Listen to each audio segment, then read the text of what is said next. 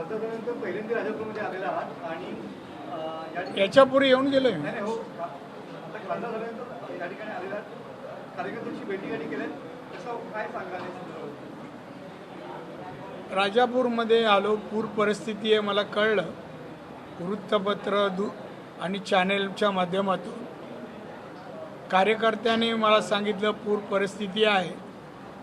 आलो, 2-3 ठिकाणी गेलो जिथे बरंचसं नुकसान झालं आहे, बाजारपेठेत झालं आहे. शेतकऱ्यांचं लोकांचं पाणी घरात गेल्यामुळे नुकसान झालं आहे.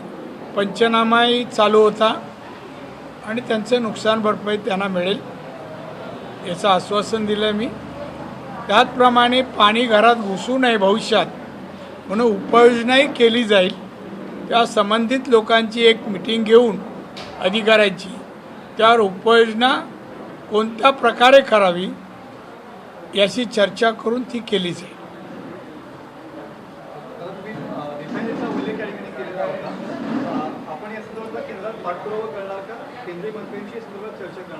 मी नक्की दिल्लीत आहे, केंद्रात आहे, चर्चा करणार ना. मी जे ते बोललो आहे ना, करणे हा रिफायनरी कारखाना आणणार. सोईल टेस्टिंग माती परीक्षण होऊन 1 वर्ष होत नाही, अजून देखील अहवाल आलेला दिसला नाही. ते पाहू, ते छोटी गोष्ट आहे. तो आणणं हे करणं अनुमती मिळू दे. ती कंपनी आहे ना, तिने आम्ही इथे येतो असं त्यांनी सांगू दे. त्यांना ज्या ज्या गोष्टी पाहिजेत त्या आम्ही देऊ, संरक्षण देऊ. कंपनी चालू होईल आणि कंपनीला विरोध करणाऱ्यांना मात्र इथल्या गरीब आहे, गरीब लोक आहेत, घरात अन्न नाही आहे, मुलांना शाळेत शिकवायला पैसे नाही आहेत, या गरिबीसाठी लागणारे पैसे विरोध करणाऱ्यांनी द्यावेत. जे लोक रत्नागिरीत येऊन विरोध करतायत ते तोडपाणी करण्यासाठी आहे, त्यांच्याकडून पैसे काढण्यासाठी. आणि म्हणून हा कारखाना होईल.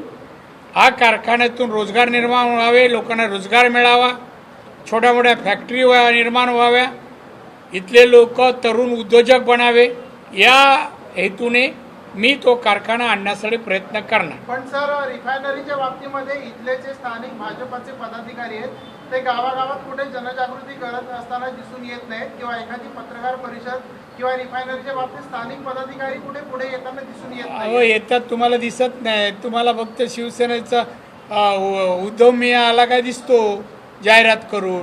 पण तुम्ही कुठे आमची बाजू घेता? इथे रोजगार तयार व्हावा, पर कॅपिटा इन्कम व्हावा, लोक सुखी समाधानी व्हावं म्हणून तुम्ही स्थानिक आहात. तुम्ही किती प्रयत्न केले? तुम्ही एवढं त्यांना हायलाईट करता.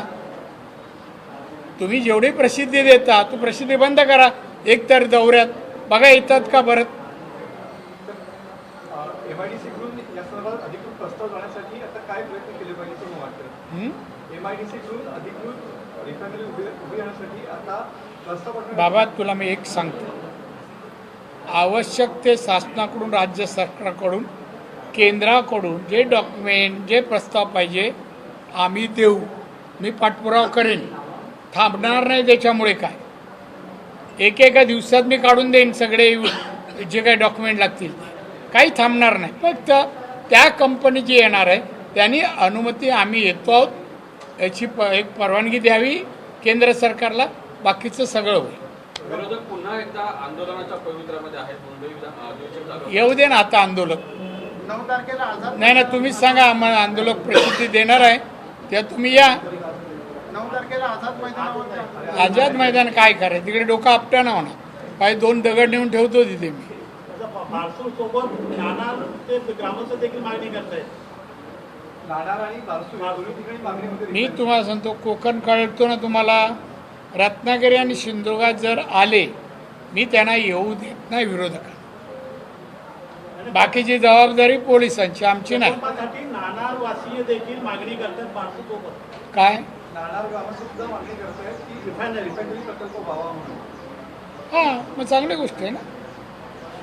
ज्यांचं स्वागत करू जे व्हावा म्हणून बोलतात स्थानिक लोक. काही लोकांची मनं वळवायचा आम्ही प्रयत्न करू नका, बाहेरच्यांना घेऊ नका. वीज प्रकल्प येत असताना उद्धव ठाकरेकडे गेले, तो आणू नका इंधनावरचा. आमचे कोळशाचे प्रकल्प बंद होईल, तर याच उद्धव ठाकरेंनी 50 कोटी मागितले त्यांच्याकडे, ॲडव्हान्स पण घेतले. विधानसभेत प्रश्न आला माहिती आहे का, तुम्ही काय कव्हर करत असाल तर. मग अशा लोकांना इथे प्रवेश देतात लोक, 50 कोटी आणि एवढे कोटी. कारण विधान परिषदेच्या निवडणुका आहेत, एक उमेदवार जो आहे तो या ठिकाणी उद्धव ठाकरे देताना अतिरिक्त या ठिकाणी तू मला त्या राजकारणात नेऊ नकोस. मला माहिती आहे तुमची दिशा आता कुठे झाली आहे. आता त्याचं तू नावच सांगत नाही, तर मी सांगतो तो नार्वेकर आहे. बस, मला त्या विषयात कॉमेंट्स करायचे नाही. No comments.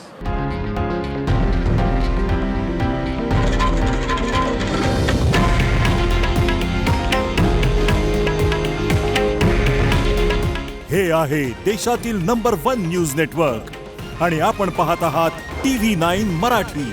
काळजी तुमची, हित महाराष्ट्राचं.